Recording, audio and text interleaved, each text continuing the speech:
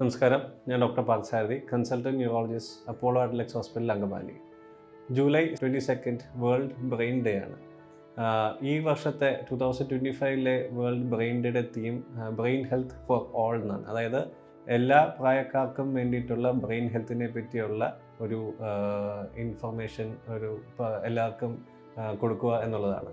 അതായത് ഉദാഹരണത്തിന് ഒരു പ്രഗ്നൻ്റ് ആവാൻ തീരുമാനിക്കുന്ന ഒരു അമ്മ എന്തൊക്കെ കാര്യങ്ങൾ ചെയ്യണം, ഹെൽത്തി ആയിട്ടുള്ള ഒരു ബാലൻസ് ഡയറ്റ്, സ്ട്രെസ്സ് കുറയ്ക്കുക, പ്രഗ്നൻ്റ് ആകുമ്പോൾ അതേപോലെ തന്നെ സ്ലീപ്പും സ്ട്രെസ്സും എല്ലാം വളരെ റിലാക്സ്ഡ് ആയിട്ട് മുന്നോട്ട് പോകാൻ നോക്കുക.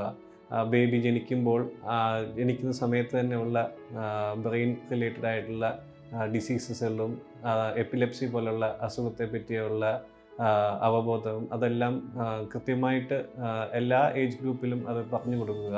അതേപോലെ ഒരു കുട്ടി വളർന്നു വരുന്ന സമയത്ത് എന്തൊക്കെ കാര്യങ്ങൾ കുട്ടിക്ക് ബ്രെയിൻ ഹെൽത്തിന് വേണ്ടിയിട്ട് ചെയ്യാൻ പറ്റും, നല്ല ഡയറ്റ്, നല്ല എക്സസൈസ്, നല്ല ശീലങ്ങൾ കുട്ടിയെ പഠിപ്പിക്കുക.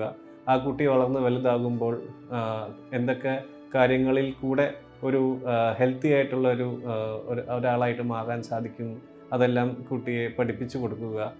സ്മോക്കിംഗ്, ആൽക്കഹോളിസം, ഡ്രഗ് അബ്യൂസ് എന്നിവയുള്ള പറ്റിയുള്ള പ്രശ്നങ്ങൾ കുട്ടിയെ പഠിപ്പിക്കുക. ഇതെല്ലാം ബ്രെയിനെ എങ്ങനെ നെഗറ്റീവായിട്ട് ബാധിക്കുന്നു എന്നുള്ള കാര്യങ്ങളും നമ്മൾ വളർന്നു വരുന്ന തലമുറയെ അത് പറഞ്ഞു കൊടുക്കുന്നതായിട്ടുണ്ട്. ഈ ഒരു കുട്ടി വളർന്ന് അഡൽട്ട് ആകുമ്പോൾ ബ്രെയിനിന് വരാൻ സാധ്യതയുള്ള അസുഖങ്ങൾ, സ്ട്രോക്കുകൾ, അതേപോലെ തന്നെ കുറച്ച് ഏജ്ഡ് ആകുമ്പോൾ വരാൻ സാധ്യതയുള്ള ഡിമെൻഷ്യ പോലുള്ള അസുഖങ്ങളെ പറ്റിയുള്ള കാര്യങ്ങൾ, അത് എങ്ങനെ പ്രിവെൻറ്റ് ചെയ്യാൻ പറ്റും എന്നുള്ളതിനെ പറ്റിയുള്ള കാര്യങ്ങളും നമ്മൾ പറഞ്ഞു കൊടുക്കണം. ഇതിന് പ്രൈമറി പ്രിവെൻഷൻ എന്നും സെക്കൻഡറി പ്രിവെൻഷൻ എന്നും നമ്മൾ പറയുന്നു. പ്രൈമറി പ്രിവെൻഷൻ എന്ന് പറയുന്നത് ഒരു അസുഖം വരുന്നതിന് മുമ്പ് തന്നെ നമ്മളതിനെ ചികിത്സിക്കുക, അത് വരാതിരിക്കാനുള്ള എന്തൊക്കെ കാര്യങ്ങൾ നമുക്കത് ശ്രദ്ധിക്കാൻ പറ്റും. അതിന് ഉദാഹരണം പറഞ്ഞ പോലെ പ്രോപ്പറായിട്ടുള്ള എക്സസൈസുകൾ, നല്ല ശീലങ്ങൾ, പുകവലി പാടില്ല, ആൽക്കഹോൾ, അതേപോലുള്ള മാരകമായുള്ള കെമിക്കൽസൊന്നും ഉപയോഗിക്കാതിരിക്കുക, നല്ല എക്സസൈസുകളും നമ്മൾ വളരെ ഫോക്കസ്ഡ് ആയിട്ടുള്ള രീതിയിലുള്ള ലൈഫ് സ്റ്റൈലിൽ മുന്നോട്ട് പോവുകയാണെങ്കിൽ പല ബ്രെയിൻ റിലേറ്റഡ് ആയിട്ടുള്ള അസുഖങ്ങളും നമുക്ക് തടയാൻ സാധിക്കും.